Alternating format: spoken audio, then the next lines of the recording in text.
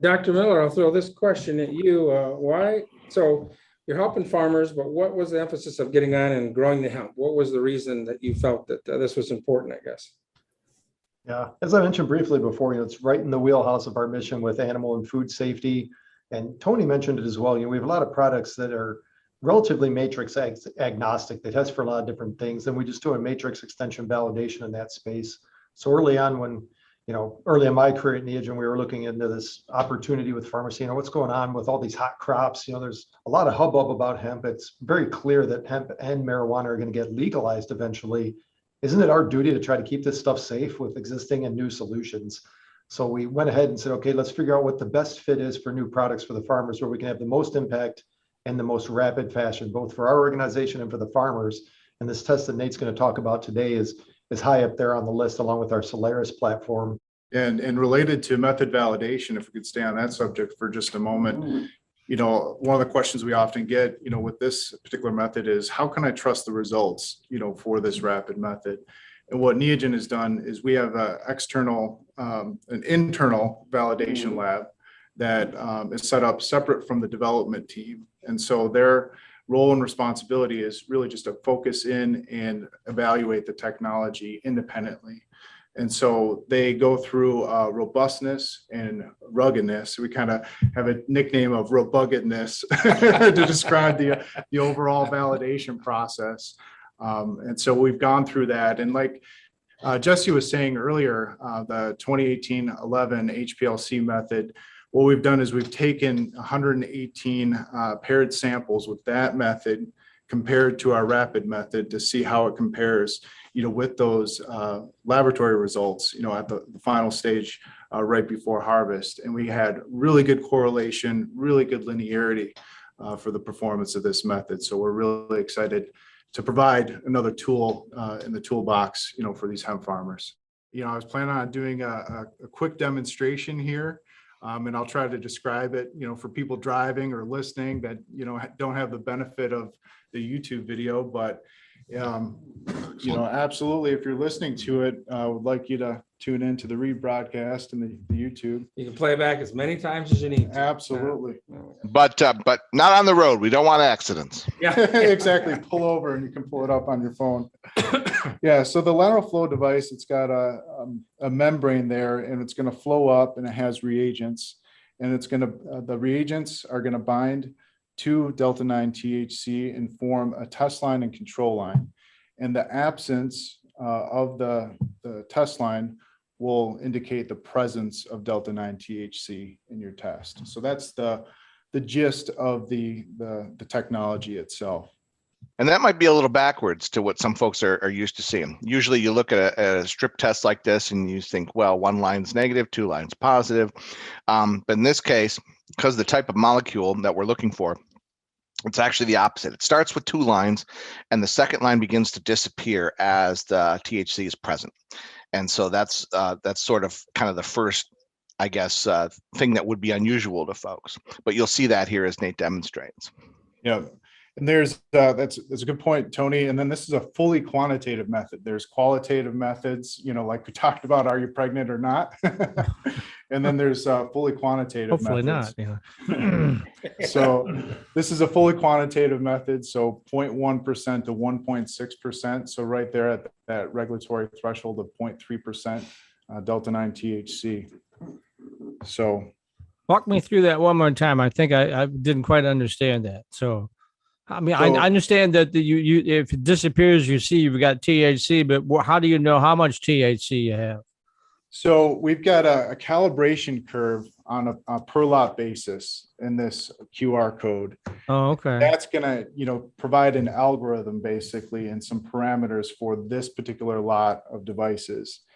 And based on the relationship of the control line intensity and the test line intensity on the device, it's going to use that calibration curve and produce a percent THC result. Ah, okay. Now I got it. Yep. And it sounds really complicated, but essentially our guys set the curve internal, put it in a barcode on the tube, and then when it gets used in the field, they simply scan it and then run the unknown sample, and it gets related back to that. And is it a one-time use for the swab or whatever, or what? How does that play out? Yep, one device per analysis, and there's Okay, 20 I figured that. 25 Otherwise, you'd mix your samples up, right? So Yep, absolutely. It's a good question. So I'm pulling everything out, kind of like a Good Morning America segment, cooking segment. I was thinking about last night, I think, doesn't Martha Stewart and Snoop Dogg have like a Mhm. cooking show or Yeah. something? yeah, They do. well, it's kind of like the same thing. You got Blaine, Yeah, so it's almost exactly the same, really. Yeah, so I expect them coming through the door at any moment. Mhm. So, we described this method and its simplicity in 4 basic steps. So there's dehydrate, decarboxylate, extract, and run. So there's 4 core steps to getting a result. And so, for the interest of time, we're going to skip the first 2, but you would take a representative sample. You would dehydrate it maybe with a food dehydrator for a period of time. You want to get that moisture content down below 10%.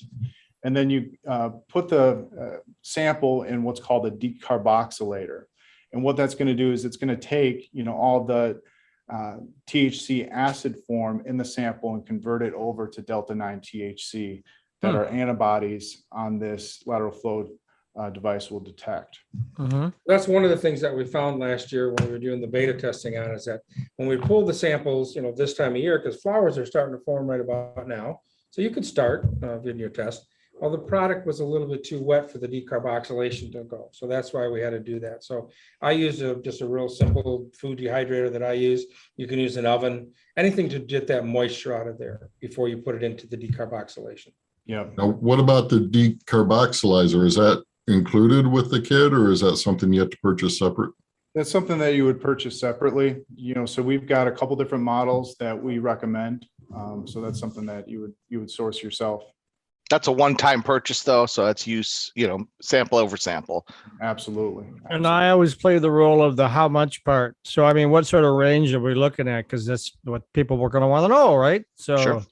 For the decarboxylator, the model that we recommend is about $350, but you get a different model, it's about $200. So that's not bad. I bought the Advent. Yep.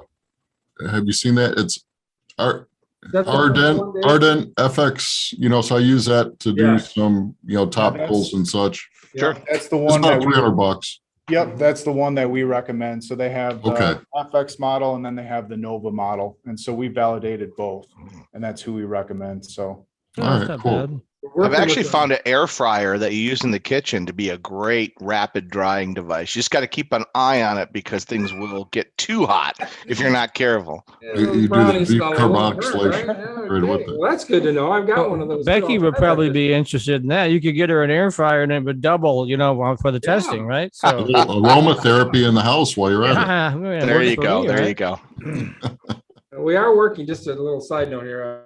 I found one here in Michigan that actually makes these called Alpha Dog, and we're working a little bit with them to see. We haven't tested their machine yet, but we're working with them to see if we can get another Michigan-made product right here to be able to. Oh, excellent. Excellent. cool. So, we've gone through, the dehydrate and decarboxylation steps. And so what I've got is a 1 gram ground sample that's already been decarboxylated. So I'm gonna take isopropyl alcohol. It's just 70% isopropyl alcohol.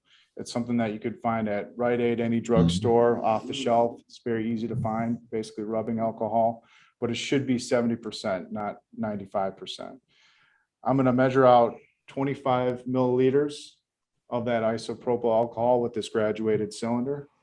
And I'm gonna pour that right into the sample cup here. And these items come with the kit, Yes, and you can order extra supplies if you need it, but these do come with the kit. absolutely. Some folks will even use a calibrated pump for that 25 milliliters that we offer, where it's just a one push equals 25, and then it kind of takes a measurement step out. So kind of different things for different folks. It just depends on what fits your workflow. Absolutely. I have one question back on the beginning. I apologize, but why dehydrate before you decarb? Because the decarb is heat and it removes moisture, right? Doesn't get enough of it out because the product is so damp when you take it right off. With the right wet off. flour. Right. Okay. Now, All right. the farther we get into harvest, right, the closer we get to actually harvesting it, then it was less time to put it into that process. But, Less of an issue. yeah, Okay, but thank you. what's happening is there was actually too much moisture. So when we got to, we took the top off the decarboxylator, it was still, the product was still wet, moist. Yeah. And the regulations specify by dry weight, so percent by dry weight. So you want to remove the moisture and then decarboxylate it, to get the acid converted over to delta 9, and then analyze it from that perspective as well. Nate, is it fair to say for some of the audience members that may not be as close to this, the decarboxylation step is in essence just sort of activating the THC to be detectable in a detectable form? Yeah, that's a good way to describe it. Yeah, absolutely. Yep. So it's constant temperature over time to make that conversion. Absolutely. For folks on the line too, 25 milliliters is about a tenth of a cup, just to put volumes in perspective there. If you're on the podcast, it's not a whole lot. We're not pouring jugs of anything. There's just, a can of soda is turned in 55 milliliters, right? So it's not a ton. Yeah. And Nate, that decarboxylation step, you just place it inside the little chamber and walk away. Is it a passive thing like that? Absolutely. So you There's a take it, timer. like a coffee filter. You'd want to separate your different samples with different lots, and then put it into the Ardent FX decarboxylator, push go, and it takes about an hour and a half. Okay. To go through that step. Thank you. Turns red, when it turns green, you're good to go. Yep, exactly. It's easy. It's Even very- I can't mess that up. Exactly. Very simple. So now that we've done the dehydrate and decarboxylate step, now we're going to extract the sample. All right. So we've added the isopropyl alcohol to this sample cup. We're going to set a timer for 1 minute, and we're going to do a shake. So we're shaking it back and forth. You don't want to shake it vigorously like this, because then I'd be wearing it. So just Shake back it, and but not forth. stirred, right? So, Exactly. well, you got the alcohol in there. You're not kind of making the connection. Yeah. So Oh, Exactly. I was reaching. That's good. You drink this though, you'll need some glasses. It's not good for you. Oh, okay. Yeah. Oh. Bathtub gin, One right? thing that I So- did find last year, though, when we started doing this test, and again, this is going back to the dumpster fire of 2020, like Dr. Miller said there. When I went in to try to find the isopropyl alcohol, everybody was using it for sanitizing and cleaning and making hand cleaners. So it was a little tough for me to find. I had to go to 2 or 3 stores to find it. So, but now it's not a problem. But Oh, I didn't even think about that. But yeah, you're right. Anything Yeah, it that was- killed bacteria was a premium. yeah, Oh, yeah. And maybe again, who knows, so. we're hoping not. That's for sure. Hoping not. But again, a very, very simple process to do this. Doesn't take very long. The 2 things that are the longest part of this, really, of this test is that drying phase at first to get it down to the dry material, and then the decarboxylation. So Sure. So, I so would in just- terms of elapsed time, when you start the whole process, what does that take? 15 minutes, 20 minutes, less, more? 15 at the most. Yeah, 15 from this point going forward. Mhm. Okay. Yeah, that decarboxylation, I think you threw out a time on that, Nate. It was over an hour. Yeah. That Oh, portion. yeah. And Oh, what you I gotta would do that is I first. would That's an pull the hour sample. then. Okay, got it. Yeah, we have to dry it, then decarb it. So you're Unless you looking get at you get the What I would do air is fryer I thing. would put then- the samples in my dehydrator at night when I went to bed, kind of thing. Uh-huh. And they were dry and right, ready to go. So Ah, So that 15 minutes is your active hands-on time. got it. Yep. Exactly. kind of like baking the cake, right? You got the prep time. So yep. Exactly. Throw it in the oven. So the next step, we're going to let that settle for just a few minutes, for a few seconds. We have what's called a pipetter to take our sample, our extracted sample, and dilute it. So the pipetter, if you're familiar with television shows like CSI, there's usually Here we go. Science stuff coming usually out. that scene where they're trying to catch the criminal and Mhm. someone's using the pipetter on the scene. So it's very easy. I'll try to describe it as best I can for the listeners. So you just depress it with your thumb. And if you go all the way down, this is a single stop pipetter that we supply with this kit. So if you go all the way down, you're going to submerge the tip into the sample, and then you're going to pull up with your thumb, and then that's going to pull up 100 microliters. So a very small sample volume, for this test. Again, making it blame proof. Yeah, making it blame proof. Making it blame proof. Is it on the box that it says it's blame proof or not? Yes, guaranteed blame proof. Well, and for your listeners, think about this as a, really, really precise drop or eyedropper, if you will. You're measuring a really specific small volume very precisely, but that's essentially what it is you're sucking up some liquid and then you're dropping it into another a container in a precise way. Better than a turkey baster. Yep, exactly. Much more precise than a turkey baster. It's funny about CSI, Nate. Somehow I recognize that every scientist on TV is better looking than Jesse and I don't know what the deal is with that. I don't believe it. I don't believe that either. So I went into the kit and I pulled out a sample cup and a dilution bottle. So each kit is going to have 25 dilution bottles, 25 sample cups, and 25 devices. So this next step is a dilution step. We're going to uncap the dilution bottle. It has a buffer, 5 milliliters of buffer in there. We're going to pull up, like I described, using the turkey baster pipette. We're going to pull up 100 microliters. We're going to put that into the dilution bottle. Now, this is an important step to get this measurement right. So if you see any bubbles or any particulate matter in your pipette tip, you want to get a new pipette tip and start over. So this part is important, this dilution step. Now I'm going to cap the bottle that has my extracted sample and dilution buffer, and then I'm just going to invert it gently 10 times. And so this is mixing up the sample, making it nice and homogeneous. This is where you can do like the Jeopardy theme song Yeah, or something. exactly. Cue the music, cue the music. So that's it there. And then I'm going to uncap the diluted sample. And then this is another important part. It's always important to have a fresh pipette tip. Because we had a concentrated extracted sample before, now we have a diluted sample. So if you use the same pipette tip, you're going to cross-contaminate that sample and over-report. So we've got a brand new fresh pipette tip that we're using.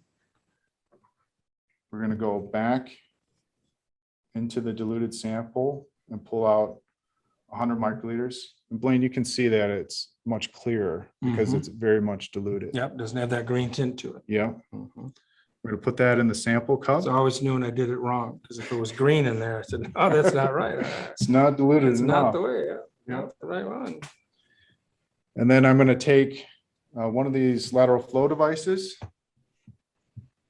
put it in the sample cup, and set my timer for 5 minutes. So I'm curious, do you have to, are the pipettes a one-time use? And so you have to have multiple ones, or can you clean them out, or what? That's a great question. And the answer to that is yes, single time use. You do not want to clean them out. So we sell, bulk pipette tips in bags. We've got the starter pack that includes 96 pipette tips. So you'd want to use a fresh pipette tip every single time. So use and Both- dispose then, right? So Yeah, both for the dilution step and then removing the diluted sample into the sample cup. So are both- they, is it made out of glass or plastic? Is it recyclable or not? Is it bio waste? Yeah, it's plastic. In here, because we're not, working with any microbiology samples, you could just throw it in the trash. Okay. And you get 25 of the other containers and such. You're set up for 25 tests initially with the kit. Correct. Yeah, And is that enough to get you through a typical season, or what do you think? Like, I know it's brand new, but what do you think? I mean, Depends on the depending on size of the the grow. lots and how large, your grow size is and how many data points you want over that growing season, it will vary from operation to operation. Mhm. Yeah, I get it. If you're growing 4 or 5 different varieties, right, then you're going to be doing 4 or 5 different tests. And you're probably going to be doing, a good 2 or 3 tests at least through the year, if not more, kind of thing. So it just depends on how accurate you need to be or want to be on it. Depends how many tests you run. Typically, this test that we're doing here just to get the THC. Now, this isn't going to give you the CBD content, okay? Just going to give you the THC. But typically, this would run anywhere from, $40. I've heard some people say up to $70 or $80 per test for this. Huh. And you have to wait, a couple days to get the results back. We're here, you have, in a couple hours time, you get a good result. Let me ask you then, if it's just giving you THC, can the cannabis community use it? Because they're always curious to know what level of THC they have in whatever their products are. Is that something the cannabis farmer could use as well? That's something that we're investigating. This same technology, we've got a quantitative range between 1.1% to 1.6%. Oh, yeah, that's pretty low. Adapt this technology for a higher potency test. So that is something that we're Because investigating. they're going for like 25 or 30 or 40% or something like that, Yeah, So. it's because of this dilution step, it's a very, very sensitive test. So we can that quantitative range very easily with the same technology, just a different calibration curve, essentially. Need a bigger stick. Yeah. They can't say it, Mike. They're working on it. No, that makes sense because you got the 2 big markets and both of them. I mean, cannabis is exploding right now in the state. Everybody's doing it. And I think right now hemp is still, everyone's kind of eyeing it and thinking, it's kind of complicated. But, a lot of the farmers who don't typically grow hemp are looking at, should I grow hemp? But they don't know anything about it. So, of course, they have to talk to iHemp and join iHemp in order to learn all that. For shameless plug there for you, Dave. So we appreciate that, Mike. I'll tell you what, I've been learning a lot since I've been involved in this project over, the last couple months, since December. Just listening to your guys' podcast too, I remember there's a couple episodes ago, a lady was talking about the ideal ratios in hemp grains for omega-3s and omega-6 fatty acids.